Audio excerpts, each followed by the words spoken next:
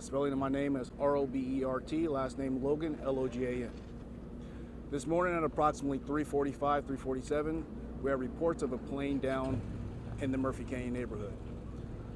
San Diego Fire quickly coordinated a response for a plane down incident, and our units responded and started to investigate. Upon arrival, they found multiple vehicles on fire, excuse me, and multiple homes on fire. Now I'll pass it to my Assistant Chief, Dan Eddy of Operations, who was here to give you more information. Dan Eddy, San Diego Fire. So crews arrived on scene. The initial crews that found multiple houses and cars on fire. We had reports of a plane that had crashed in the neighborhood. It was unknown whether it was a military or a private plane. When they got on scene, they initiated quick attack of the fire and upgraded this to what we call an Alert 5, which is a plane off the field, followed by a second alarm, so we had enough units on scene. We were able to work with San Diego PD, evacuate homes across the region as we came through here and evacuate everything to the south of us. We were able to knock down those fires. At this time right now, we were able to say that no one was transported from the scene. So we don't have anybody that was transported off the scene, which is great news for us on this one. Fire was knocked down. We do have one stubborn car fire that will not go out to the south of us. So if you do see little wisps of smoke behind there, that's what that's from. At this time, we're continuing to fight the fire on that car fire. Everything else is out from the homes down the way. We have multiple crews that will be on scene doing decon and investigating. FAA is also on scene, and we're working in conjunction with them and San Diego PD to ensure that everything is searched, including the homes and everything that is involved with the planes itself.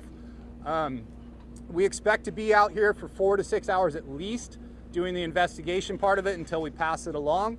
And then moving forward, we'll probably be here through the rest of the 24-hour period. I'm going to pass it off to Police Chief Scott Wall. Good morning. First, I want to start by saying our heartfelt condolences to the families that are impacted by this terrible incident. From the police department side, our objectives were very simple: scene control, traffic control, and evacuations. We had officers from throughout the city that responded. We had over 50 officers that were able to get here within minutes. We started evacuating all of the homes that were impacted. We had an evacuation center up at Miller Elementary. We have close to 100 people that have been displaced and are up there. We've locked all the streets down.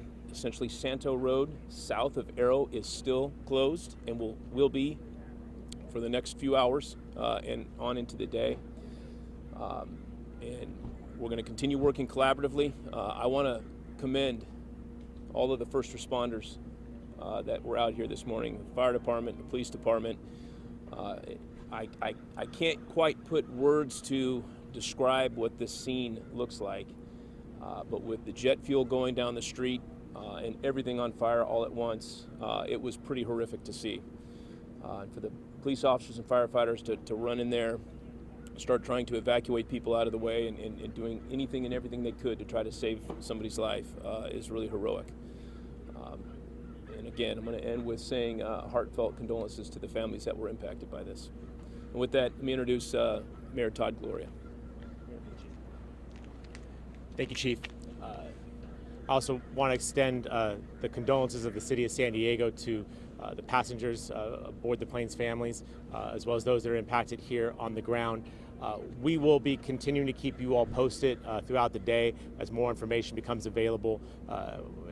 But what I can tell you right now is that we have had an extraordinary response effort here, led by the San Diego Fire Rescue Department, the San Diego Police Department.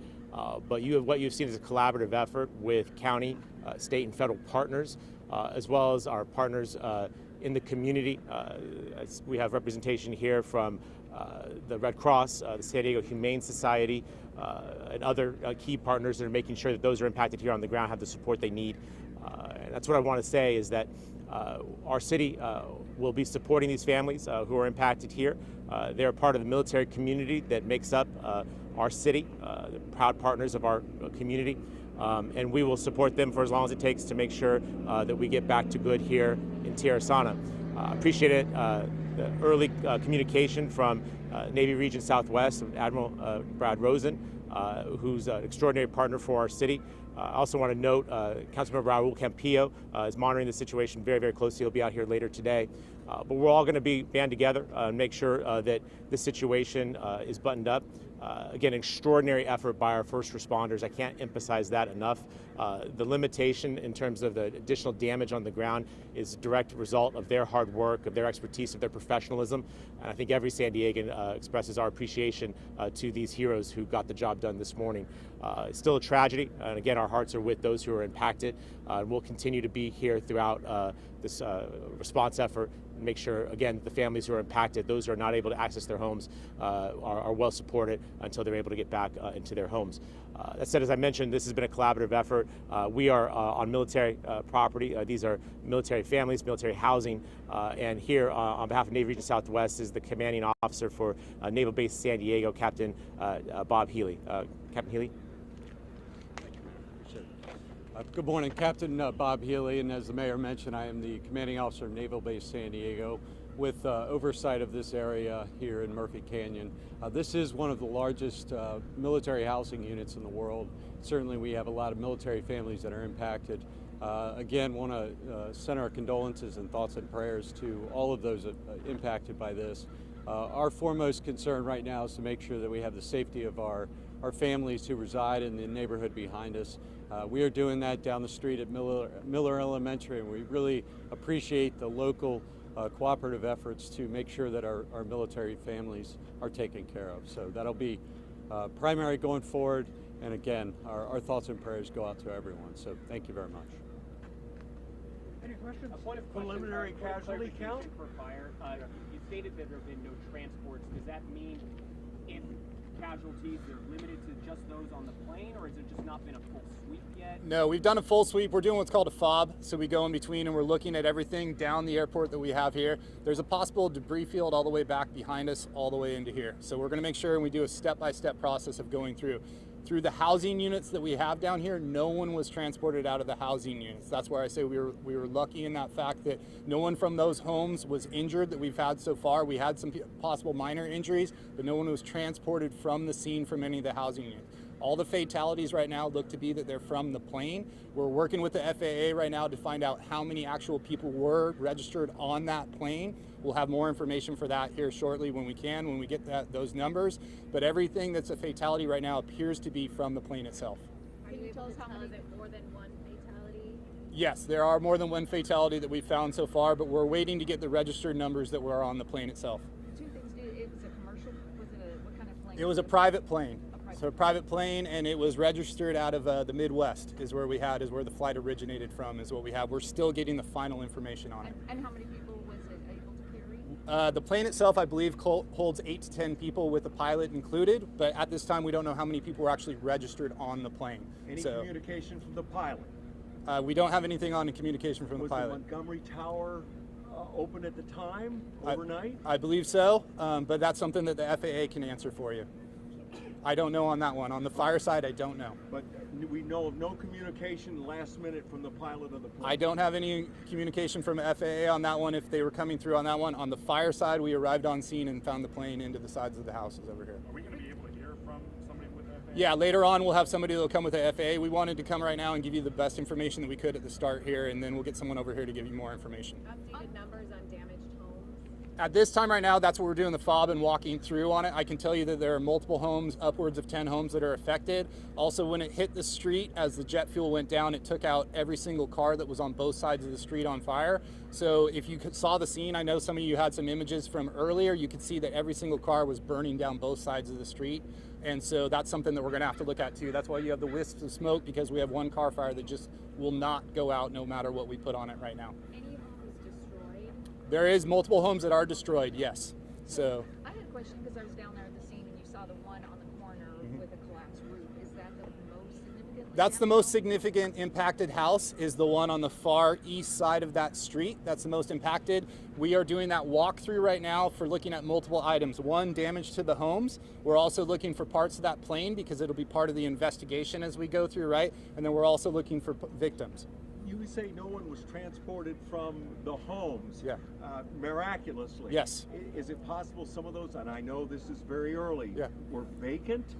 It could be that homes were vacant, but at the same time too, our fires crews did a phenomenal job of doing primary and secondary searches. The way that works for us is we have one crew search the entire home, a secondary crew comes in after them, searches it again. Now that we've had daylight, we're also flying our UAS, which is our drone. So our drone is getting flown overhead too to make sure that there's no damage on top of these homes or anyone there either. Have any of the residents been able to tell you how in the world they survived in terms of your people? I believe that some of our people ran into residents when they were coming out. I don't have any of the updates on that. Was it headed to Montgomery Field? It looked like it was heading in Montgomery Field. Yes, if you look, you saw the plane come overhead was heading in that same direction. And do planes usually come in that late? Is that normal? I don't know on that one. On that I'm unsure on that. When you say Midwest, Yeah. that's about all you have? That's what we have right now. We'll have more information from the FAA on that once we get it. And for us too, it's very important for us to find out how many people were on that plane. NTSB, have they talked to you and we're on our way from somewhere? Yes, NTSB is en route also to do the investigation. Do you know where they're from? No, I don't. And you know when they'll arrive? Hopefully soon. I do not have an arrival time. As soon as we get that to you, we'll get it passed across from our PIO. Was it all military housing that was affected? Yeah, so everything behind us here is all military housing. To the south end of Arrow Road that you see is all military housing around it. We're standing on military housing ground here right now. So it was all military housing that was affected. And when you talk about the debris field, like how can you kind of describe like how big of a debris field are we talking? So we're talking about the debris field all the way back to the power lines that you see behind you.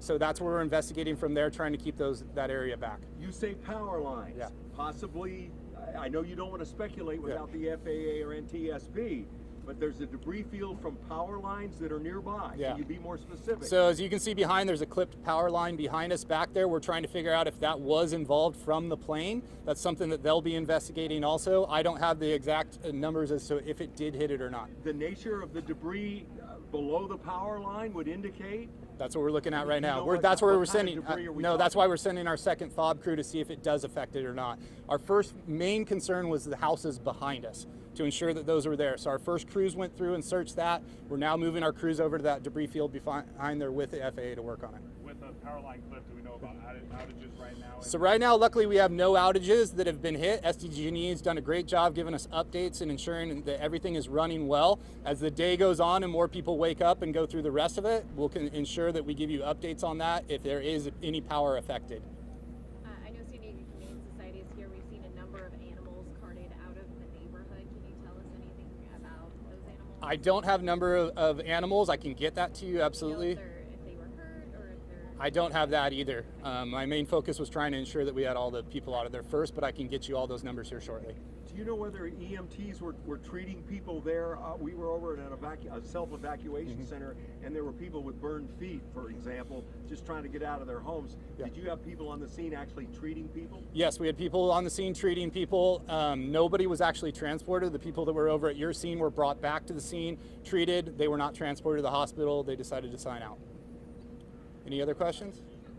I think maybe for Captain Healy, what sort of services are available for the folks that are impacted back there? Yeah, certainly we've had a community-wide effort to really bring a lot of services we need. I know the USO, the emergency services for the city is, and I've also had multiple organizations reach out to us to connect and find ways they can connect with our families. So we're using Miller Elementary as that staging ground right now, and certainly there's a lot of things that we're going to have to look at moving forward for families to rebuild, their lives and their homes and things like that. Anything that somebody wants to do to help, who can they coordinate with? You can coordinate with the base, Naval Base San Diego Public Affairs, and we'll take it from there. And how are the evacuated families coping right now? They're coping well. Certainly they're shocked, and to wake up to this, so certainly we're going to be by their side to make sure that they're properly cared for, as anyone would expect, and really appreciate the community-wide effort to support us in that endeavor. I don't know if you can talk to this, but we've talked to some of the military folks who live in the neighborhood, and they really jumped into action with their neighbors. Probably a lot of their military training could have really helped out in a situation like this. Yeah. Well, like the gentleman standing behind me, I mean, we're trained to act, in crisis mode. So many of the sailors, Marines, and others that you saw really, stepped in and took action and got the families out. And certainly the first responders jumped on the scene very quickly to support us. So team effort. Captain, as the day goes along, is it possible there could be another evacuation center beyond Miller? Or is that the official one right now? And we think at this point, that's going to be the only one at this point, sir. I had one quick question just to clarify on the fatalities, and I know that's just you're looking at the planes, but is it accurate to say you believe that multiple people? It's accurate that multiple people believe we have multiple fatalities. From what we've found so far on scene, we do believe we have multiple fatalities, but we're going to have to go through and take our time and ensure that exactly what we have. Okay, guys, thank you for being out here and helping us get information out. We'll try to have another briefing before 11 o'clock.